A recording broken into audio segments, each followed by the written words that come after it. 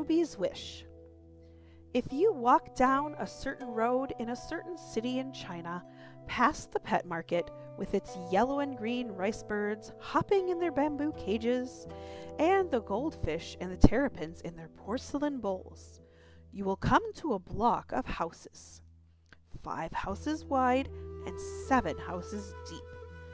Many families live here now, and the buildings are brown with age and dirt. But if you look closely, you will see that once upon a time, this was all one house, the magnificent home of one family. The house was built by an old man who returned from the Gold Mountain. That was what the Chinese called California. When many men left to join the gold rush, there and few came back again. But as I said, this man did come back, and he came back very rich. And he did what rich men did in old China. He married many wives. His wives had many sons, and these sons also had many wives. So, at one time, the house was filled with the shrieks and laughter of over 100 children. Amongst these children was a little girl that everyone called Ruby because she loved the color red. In China, red is the color of celebration. On New Year's Day, children received red envelopes full of good luck money. Brides wear red on their wedding days. But Ruby insisted on wearing red every day.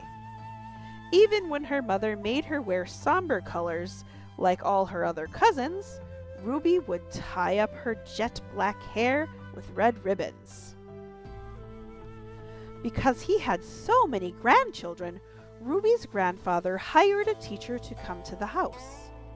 Any grandchild who wanted to learn could join the classes. This was unusual in China in those days, when most girls were never taught to read or write. Whenever the weather was fine, classes were held in the garden. The windows of Ruby's grandfather's office opened into that garden. Often, he would rise from his desk to gaze out of his windows at his grandchildren. One day, Ruby's grandfather looked down from his window to see the high white wall of the garden plastered with calligraphy. His grandchildren had been practicing their handwriting. Ruby's grandfather laughed to see that many had smudged ink on their hands and faces. Then he noticed a sheet that was more beautiful than the rest. Which of his grandchildren had produced such wonderful calligraphy?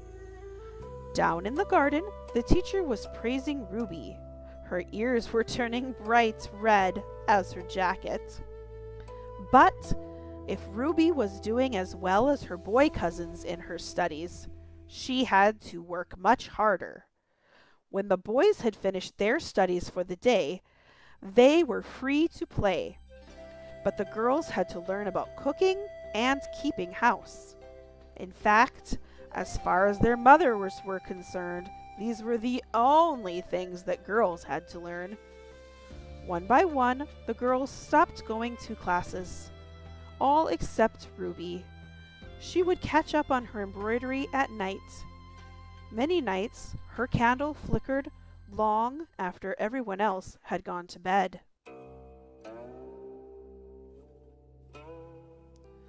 One day, the children were asked to write a poem.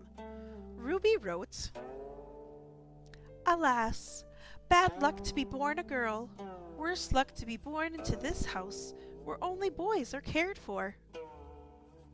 Ruby's teacher was very impressed by the poem. He showed it to Ruby's grandfather. Ruby's grandfather was also impressed, but he was worried about what the poem said.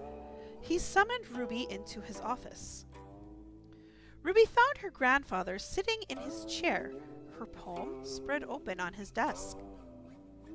"Did you write this poem?" asked Ruby's grandfather. "Yes, I did, grandfather," answered Ruby. "Do you really think that in this house we only care for boys?" no, grandfather, said Ruby, very sorry that she had upset him. You take very good care of all of us, and for that we are all grateful. Little Ruby, her grandfather said gently, I really would like to know why you wrote this poem. How are the boys better looked after? Well, said Ruby, trying to think of a small, unimportant thing, when it is the moon festival, and we are each given half of a moon cake, the boys always get the half with the yellow moon oak. Said her grandfather, as if he was still waiting. Is that so? Yes, continued Ruby. And when it is the lantern festival, the girls are given simple paper lanterns, but the boys have red lanterns in the shapes of goldfish, cockerels, and dragons. Ruby's grandfather chuckled. He had never thought about it before. He could imagine how much Ruby would have liked a red lantern. But most importantly, said Ruby, staring hard at her red shoes, the boys will get to go to university, but the girls will be married. Don't you want to be married? Asked her grandfather. You know, you are very lucky. A daughter of this house can marry any man. I know, grandfather, said Ruby, but I'd much rather go to university. Ruby's grandfather touched her hair. Thank you for talking to me, Ruby, he said. Go on with your lessons. Make the most of them while you can. So Ruby went on with her lessons. Some of the boys grew up and went away to university. Some stayed in the house and started families of their own. But when they grew up, all the girls were married and sent away to live in their husbands' homes. Ruby knew that soon it would be her turn. In the ponds, Ruby could see the orange and white carp gulping for breath under a thin layer of ice. It would soon be Chinese New Year. Ruby felt sure it would be her last one at home.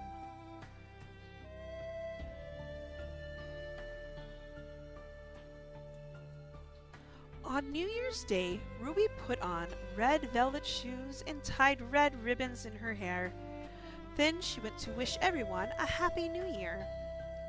She started with her married cousins, then worked her way up through her parents, aunts, and uncles. Each one gave her a red packet full of lucky money. Finally, she bowed before her grandfather. Good luck and prosperity, grandfather, she said. Good luck, little Ruby, replied her grandfather, and he handed her a very fat red packet.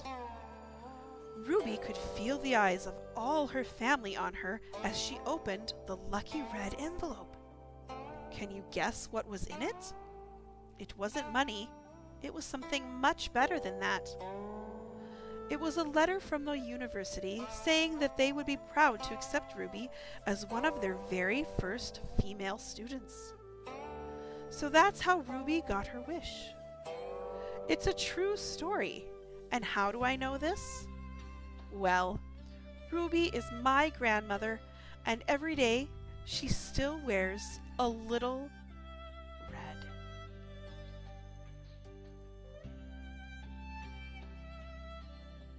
This was Ruby's Wish by Shirin Bridges, read to you by Brandy Spray.